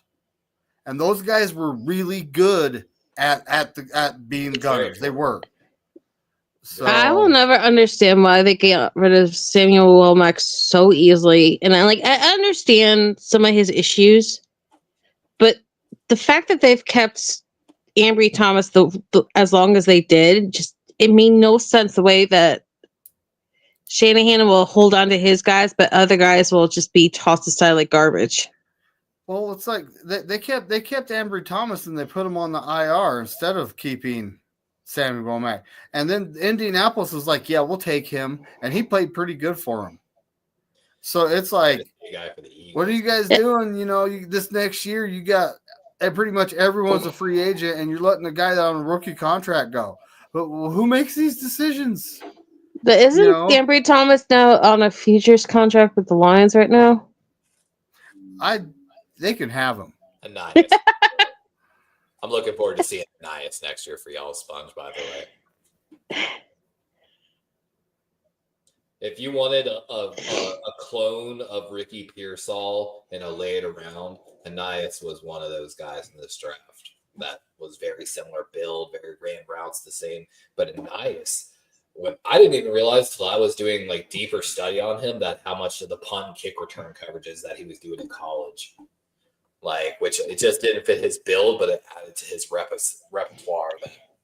Levi, do you know a special teamer that I could have at like corner or at receiver that I can bring in so I'd never have to see Deebo Samuel or Kyle Juszczyk ever be the gunner for the Niners again? That's like the Ravens used Nate Wiggins, their first round pick, as gunner this year, and he almost got hurt, and I was so upset. I really can't stand seeing 1 or 44 on special teams. What killed me this year, so the Ravens, talking about special teams like that, the Ravens used a 5th round pick on Marshawn Ali, spent most of the year on IR, barely played any meaningful snaps, had a fumble problem in college. I didn't like the pick, just like Caillou Blue Kelly 2 years ago, who's no longer on like any of 5 NFL teams that he bounced around between. But it broke my heart because I wanted the Ravens to use a 5th round pick on someone who, especially the way the rule changed to kickoffs, I feel like a running back with special teams value is absolutely the way to go in like the new kickoff format. You can't just be about speed. You got to have a little bit of strength, and I think running backs are the best at that. But it kills me that y'all are using him as a gunner like we're using Nate Wiggins. You got to – I mean, who was it? Slater for the Patriots. Pro Bowl gunner because he could change special teams with how he was. And if you've ever done gunner duty, it's hard, man. It's hard trying to fight through 2 people while not actually getting pushed out of bounds and reestablishing yourself before you can touch the ball. Levi, you want to call even worse? Those kickers that I brought up, do you know that they were the 2 guys that fought hardest on our special teams all year long trying to tackle? And both of them got injured. One of them, I think, gave himself a concussion trying to tackle somebody and save the touchdown. So, like, destroying. If you don't know, the throwing when he went to go tackle someone, like broke his neck basically and ended his kicking career. It's crazy. I heard y'all were signing a 34-year-old redhead that's got a boomer for a leg. So long as I never have to see the you word know what? When Sam it or comes down to Darnold it- anywhere near my team again. I'm just saying. When I was playing semi-pro football and I was fucking around barefoot, I never missed from under 50. Levi, I had the leg for the 50-plus yarders. anything is better than Sam Darnold or Brandon Allen at this point. I do not understand the Niners' obsession with these bum-ass quarterbacks. Brandon Allen didn't What about didn't Dan do Jones bad signing in the his own this backup offseason? role. He wasn't terrible. Wasn't When great. he was starting for wasn't Purdy, he was terrible. awful. I He- still don't understand why they didn't give Joshua Dobbs even half a chance. There's got to be a reason. I mean, there's going to be some like I said, I feel like this is a year the Eagles are going to take a quarterback in the draft somewhere. Like late, of course. Like super late, like 5th to 7th round. But I got a feeling they'll take a quarterback. But that makes sense, they'll though, take because Ray Jalen Hurts can't stay healthy. Yeah, it's just about. And Jalen Hurts has gotten to like that How's you know Cam that kind of like part of his career where he's like comfortable, like he's content. The real story of Philadelphia is this: that they had a conversation at some point this season. They're talking about a little bit now on some of the sports networks, where they discuss the style of offense and like Jalen this year is not being asked to do what he's been asked to do in previous years in that Philadelphia offense. The addition of Saquon Barkley it's more of a management style offense than it used to be about finding the gap play. It works so well for them, and it's gonna be game changing for him. But don't you also think that ever since his coordinator from when he was like a rookie went to the Colts, like he's been holding onto the ball more and more and more every year in every game? It's because it's going to get himself in trouble. They were asking him to do more. They wanted him to spread the ball out more and run of this more passing concept, which, I mean, dude's an Alabama quarterback. You got to have a strong run game. And of course he does his best when he has that run game. And like I said, we're seeing him now not have to run that system that he used to have to run, which did get him in a little bit of trouble, I feel like. But he definitely did miss Steichen. I do like Steichen as a. Oh God, I hope the Colts get their shit together too. Oh my gosh. The sad part is I don't think that the AFC South is going to have anybody that competes with the Texans anymore. I just don't see how Tennessee or the Colts can just flip it in 1 year, and the Jacksonville Jaguars are hopeless. Duval! You can't even do the Duval right, bro. If y'all seen Liam do that Duval thing, like, bro, it was so fucking. He didn't even know how to do a Duval right. Hey, it could be worse. It could be like Adam Gase when he became a Jets head coach with those like creepy eyes that freaked everybody out. Can we talk about the shit show of the Cowboys? Brian Schottenheimer and Matt Eberflus. Did they actually officially sign Eberflus? Someone's here. He will be the defensive coordinator. Who's here? The Ravens brought back Chuck Pagano, the former head coach of the Colts who went through his battle with cancer and everything. The Ravens officially hired him back as a senior defensive backs coach. So now the Ravens have brought back 2 former coaches this year to the defensive staff. So I'm bouncing out McNiner. I'm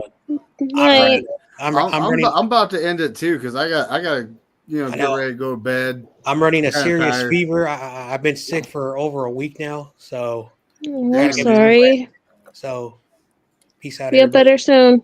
Lots of fluids, bro. Well, get better, buddy. Mm-hmm. Oh, Joe Stevens is in the group. I'm gonna have to. I took a picture of a pack of seagulls in a parking lot. When I was at lunch at work, and I was gonna send Joe. Look, I found a bunch of Seahawks. But just messing with him. I didn't know this is what Seahawks look like.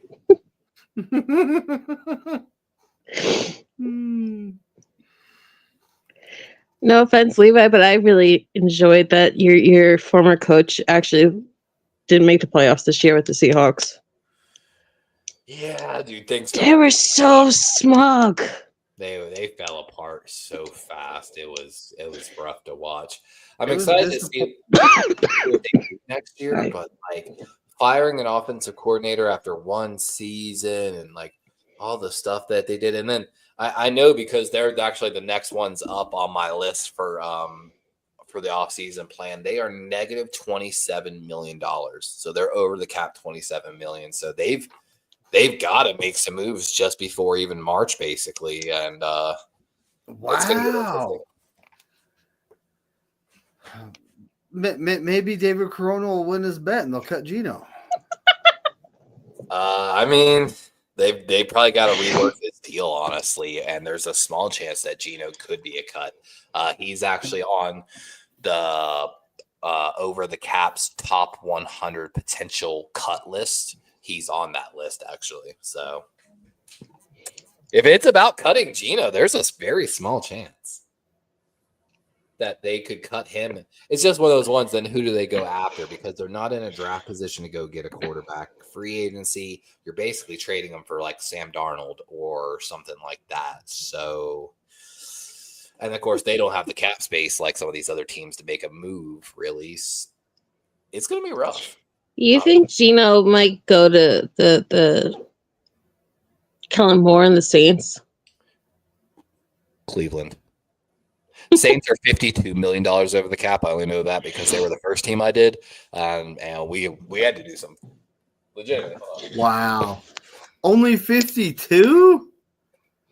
How'd they get in the hole like that? I mean, that's insane. They owe Marshawn Lattimore, who's no longer on the team, $31 million, if I remember. Actually, yeah, here's my notes on the New Orleans Saints where I started working through their roster, what I need to do, what I need to look at. And that's not even including like actually working out the proposed deals. I move on from Derek Carr in this situation. My draft scenario or my game plan for the New Orleans Saints, if I was the GM of the Saints, I need to trade back from 9 to about 13 to 18 range to gain a little more draft ammo. Then I'm going to unload that second round pick to trade back up either to the top of the second or the end of the first. And I'm eyeballing a quarterback that's kind of fallen. I might take Will Howard out of Ohio State. Something to give life to that fan base, and because they're $52 million over the cap, they got to basically. I cut Derek Carr, I cut Taysom Hill, I restructure Cam Jordan's contract, but also if he doesn't want to stay with, I want Cam Jordan to retire Saint, but if he wants to leave and go chase a ring, I'm willing to trade him out of the franchise. I'm cutting Tyrann Mathieu, I'm cutting Nathan Shepard. I'm looking to keep Demario Davis in there to help with, you got to have a veteran linebacker for the rebuild. But after that, then we start making even more moves and planning. Because they're so far over the cap, their free agency is just null and void just about. They've got a plan for the draft and almost nothing else. So do you see them moving on from Chris Olave? Hell no. He's still on a rookie contract. He ain't going fucking nowhere. He's only going somewhere. I was just asking because, I live here in Jersey, so I have to listen to all the Jet people. So they're all debating. Giant people are kind of quiet right now, but it's mostly the Jet people who run the local sports stuff right here. But they are all talking about who's more important to sign first. Is it Sauce Gardner or is it Garrett Wilson? I've seen rumors of Garrett Wilson getting traded too, which well, Garrett Wilson had a blow up with Aaron Rodgers midway through the year. I mean, dude carried me in fantasy football last year with no quarterback on the Jets. He's a stud. He's an absolute legitimate stud. And I believe it only got worse after Devontae came to the Jets. So it doesn't surprise me if that would end. That is when Aaron Rodgers came to the Jets, and even though they were supposed to have great chemistry, I think what it was is Aaron never got together with him to throw. Is what it is. I don't think Aaron really put in that extra effort to get chemistry with his wide receivers. And I think that's why they failed. That goes back to the Packers. You remember, what was it? A couple of years ago, they started off week 1 against the Saints. You remember that? And they had brought, I think, Christian Watson in and Romeo Doubs. And Aaron was in Hawaii the whole time. He didn't work with them at all. And he just came to Green Bay. It was the first year without Devontae Adams. And you remember he just expected everybody to be like Devontae Adams and just mind read him. That's why. And he threw them under the bus for like a month and a half. Yeah. Like that's I would, if I was the Jets, if they get rid of Garrett Wilson, they're fucking idiots. But if Garrett Wilson wants out of New York, I would understand at this point. Like, he's probably so tired. He, like I say, he was putting up like with no quarterback, with Garrett Wilson back there, or Zach Wilson, he put up like 1,200, 1,300 yards, had over 1,000 yards with like no quarterback playing, no roster a year ago. I'm excited for the Giants. The Giants have sneaky potential to truly turn around. Because I'm telling you, when I started analyzing that roster, because like I said, they were second on my list. I started with the hardest team, in my opinion, and then I'm working to the easiest teams. So it went Saints, Giants, and then I'm heading out for the Seahawks because they're in actually a very interesting situation. But trust me, don't say that to an actual Giants fan because they will get mad. Well, here's the thing. When I started analyzing that roster, I realized, man, if they were just truly healthy this season, this is a different football team in general, especially if they had a quarterback behind them. My dad's a diehard Giant fan, and the one thing that he could usually count on, if they didn't actually win the games, at bare minimum, they would tie with the Commanders. Now, every year that looks like the Cowboys, where it's going to be a straight sweep against the Giants. Yeah, I found this stat line against the Giants last year. Their O-line pressure rate was a 38.4%. That was 28th in the NFL. So just off a four-man rush, just for every time, for almost 40% of the time, they were allowing Dan Jones to get pressured or whatever quarterback was back there. What's really wild about that stat was, despite that, they had one of the fastest time to throw rates in the NFL at 2.76 seconds. That means they were so bad on that O-line last year that in 2.76 seconds, they were allowing 40% of the time a pass rusher to get close to, like, within a yard of the quarterback. But, you know, they where's the guys that they didn't have? Eric, what's good, buddy? Eric Wallace in the building, resident Seahawks fan. What's up, buddy? Andrew Thomas, their franchise left tackle. Runyon, who was supposed to be one of their starters at guard. Luminor was also injured most of the year. Bobby Okereke, who 2 years ago was the NFL leading tackler. Dexter Lawrence, who's a stud. Tyler Newton, their second-round pick safety out of Minnesota. Again, Levi, do you know how upset Giant fans were? Because Okereke was finally healthy for the first half of the year, right? And you remember all the way up to the deadline, there was the talk that he was going to be traded away for a bunch of picks or something. Yeah. And then the second the deadline's over, that's when he had his big injury. And that's why I think some of the Giants he's walking in free just like, fuck this dude. Like, yep, he is. And then, they had Theo Johnson. They had Darren Waller. Darren Waller retired right before the beginning of the season. And then their third-round pick, Theo Johnson from Penn State, was having to start for them, which then he dealt with injuries. Also, they were without Azeez Ojulari, who's a pretty good player as well. Darren Waller was like Kenny Golladay, where he was a big name elsewhere. He was kind of he was the sixth-round pick by the Baltimore Ravens as a wide receiver. And then as soon as they became Giants, they were like, we don't care. We're the ones that moved him to the end. So it's almost time to get out of here, guys. I got to hit the sack. What you got going on this week? We playing Jackbox on Friday, possibly? I am planning. Last week we had to cancel, of course, Jackbox last minute. We are planning to play this Friday. Of course, we have your show on Saturday. We've got the draft special, mock draft special coming up on Saturday on David McDiner's channel. That's right. And then I doubt I'm going to go to the Pro Bowl, but maybe if I go to the Pro Bowl, maybe I'll do some content. Hey, you never know, right? And, shout out to Head Shavers. I don't know if I've ever showed you guys the mean sucker I use. Guys, I gotta go. My No. dog's upset. All right. Have a good night, Melissa. Night. But yeah, you only see 7 blades. There's actually 14. Oh, ow. They got like mini ones in between them all. Yes. It saves it makes it so I can sleep an extra half hour every morning. It's nice. I literally took like 2 inches off my beard the other day. I finally trimmed up my beard. Like, it's grizzly. All right, folks. So tune in, Jackbox Friday. And of course, we're going to have the episode 1 of the 2025 mock draft season Saturday night. I'll actually send you the link before I crash, Levi, just so it'll be in your inbox on X there. Heard, my guy. No worries if you don't. Either way, I know you'll get to it. I know you got another day in that work week, basically. So I understand. But no worries, my guy. All right, yeah, let's get on out of here, folks. Everyone have a fantastic night. Thanks for coming. Don't forget to like and subscribe. That's what all these YouTubers say. I hardly ever say it. So we don't care about it. I really hardly ever say it. But don't forget to like and subscribe.